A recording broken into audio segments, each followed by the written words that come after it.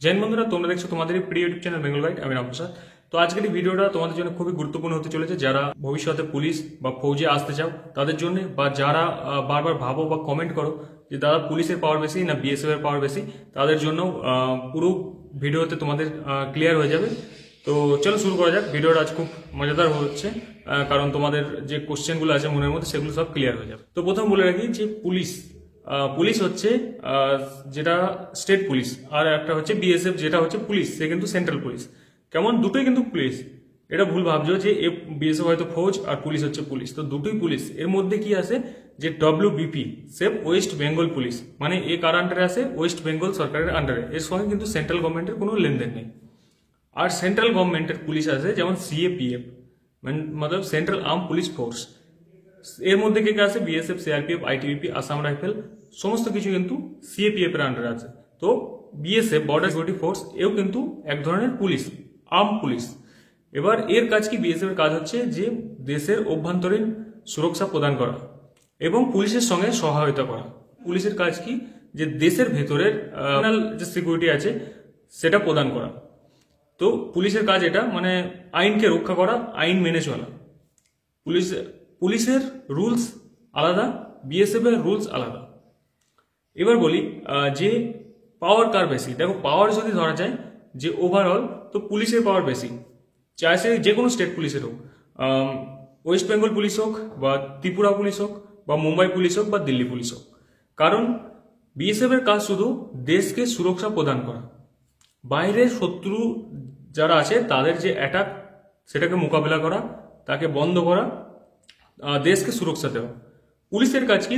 দেশের ভিতরে internal security হিসাবে দেশের ভিতরে আইন শৃঙ্খলা বজায় রাখা, দেশকে ভিতরে যারা স্মাগলার, যারা দু নম্বরই কাজ করে তাদেরকে ধরা, মানে দেশের ভেতরের সুরক্ষা প্রদান করা, জনতার সুরক্ষা প্রদান করা।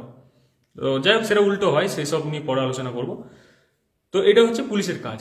এবার বিএসএফ যদি একজন স্মাগলারকে ধরে, হয়তো দেখা যাচ্ছে সে স্মাগলিং করতে হয়ে ধরা পড়েছে, বা দেশে ঘুষপেট করার সময় ধরা পড়েছে, বা মাওবাদী ধরা পড়েছে, তো সে প্রথমে বিএসএফ স্পটে যেটা হলো সেটা তো আলাদা ব্যাপার, তারপরে তাকে কিন্তু পুলিশের হাতে তুলে দিতে হয়।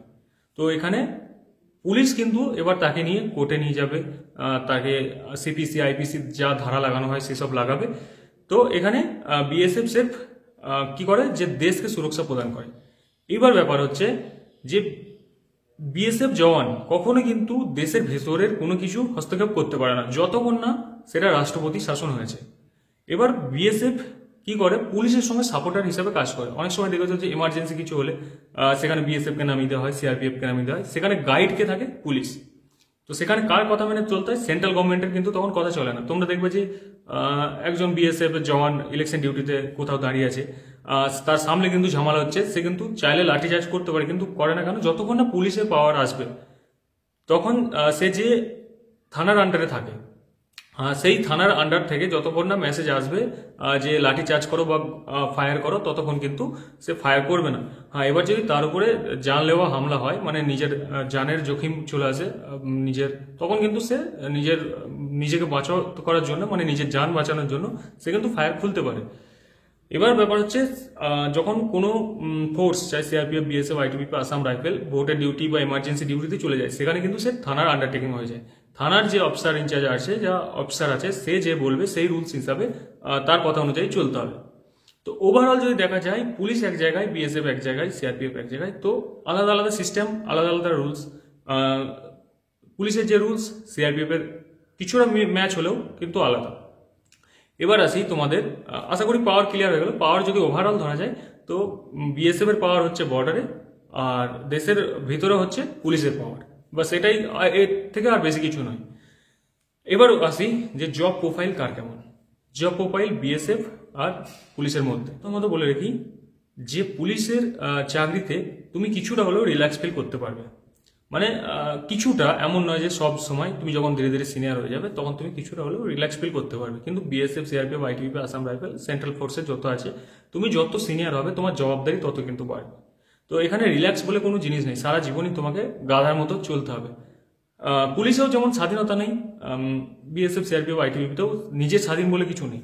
তোমার অফিসার যেটা বলবে সেটাই তোমাকে শুনতে হবে। এবার ব্যাপার হচ্ছে যে জব প্রোফাইল যদি ওভারঅল ধরা যায় তো স্যালারি বিএসএফ এর বেশি হয়। বেসিক স্যালারি কিন্তু ওয়েস্ট বেঙ্গল পুলিশের কনস্টেবলের কিন্তু একটা সিপাহি বিএসএফ এর সিপাহি থেকে বেশি শুরুতেই, কারণ 22,000 প্লাস তোমার ওয়েস্ট বেঙ্গল পুলিশের কনস্টেবলের বেসিক স্যালারি শুরু হয়। আর সেন্ট্রাল গভর্নমেন্টের কত শুরু হয় এখন বর্তমানে 2025-এ 21,700, আর ওর 22,400 সামথিং, মানে 22,000 প্লাসই। এবার ব্যাপার হচ্ছে সেন্ট্রাল গভর্নমেন্টের যেগুলো ফেসিলিটি আছে সেগুলো পুলিশের নেই। সেন্ট্রাল গভর্নমেন্টের কোন ফেসিলিটিগুলো আছে, যেমন ডিএ হচ্ছে এখন 50%, সেন্ট্রাল গভর্নমেন্টের, স্টেট গভর্নমেন্টের কিন্তু ডিএ 50% নেই। আশা করি 10%-এর ওপরই, 20%-এর নিচে এরকম এখন বর্তমান চলছে 2025-এ। এবার ব্যাপার হচ্ছে তো 21,700 50% তোমার 11,000 প্লাস এটা ডিএ হয়ে যায়, প্লাস টিপিটি মানে ট্রাভেলিং অ্যালাউন্স পার মান্থ 1,800 টাকা করে পাই। চাই তুমি কোথাও যাও না যাও, তোমার কিন্তু প্রতি মাসে ট্রাভেলিং অ্যালাউন্স 1,800 টাকা করে ঢুকবে।